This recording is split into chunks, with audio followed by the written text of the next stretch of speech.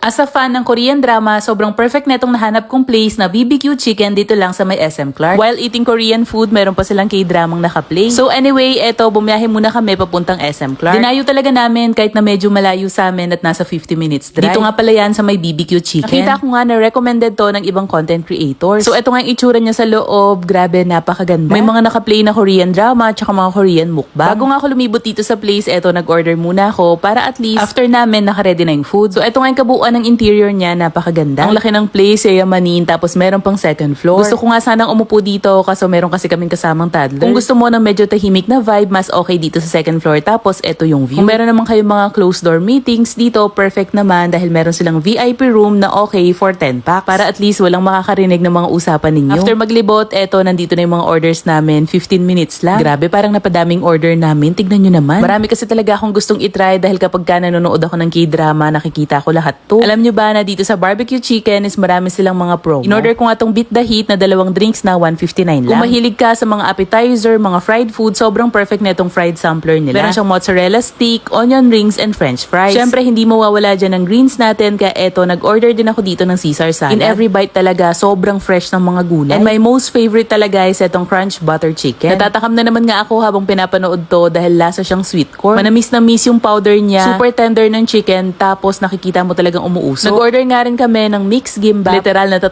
piraso pa lang busog ka na sa sobrang laki ng kada isa. Maraming laman, maraming filling. And kahit na hindi ka na mag-order ng rice, eto na lang, busog ka na at masarap pa. Nag-order nga rin pala kami dito ng dakboki. Bale, naka-mix na to para siyang merong kimchi, fish cake, ramen, and tteokbokki. Super anghang, magugustuhan mo to kung spicy lover ka. Nag-order nga rin ako dito ng platter ng mga chicken. Meron na rin yung kasamang gyoza. And of course, fried seaweed roll. Malutong at bagong luto lahat. And for pasta, is etong bulgogi pasta nila. Tastes like carbonara, pero mas creamy siya, tapos marami talagang sahog, pero hindi siya nakakasawa. Anyway, hindi pwedeng hindi natin matikman yung mga chicken nila, kaya ito yung in-order namin, yung 4 na flavors na. Mas okay to kung gusto nyong maraming mas matikman kasi 4 agad yan. Sobrang tender and juicy sa loob, tapos crispy outside. Yung asawa ko, ito yung in-order, bulgogi bibimbap. Naubos niya talaga yung lahat. And sa drinks, recommended ko talaga itong choco banana nila. Sobrang refreshing, hindi nakakaumoy yung chocolate. Ang fresh pa ng lasa dahil nga merong banana. And hindi siya mabilis matunaw. For Kuya Maki naman is itong Yakult drink. Anyway, sa mga interested, dito po yan sa may BBQ Chicken sa may SM Clark. Located ito sa Tech Hub 1 in front of SMX Convention Center. Kaya sa mga Korean food lover dyan, visit na kayo and sobrang ma-recommend namin to.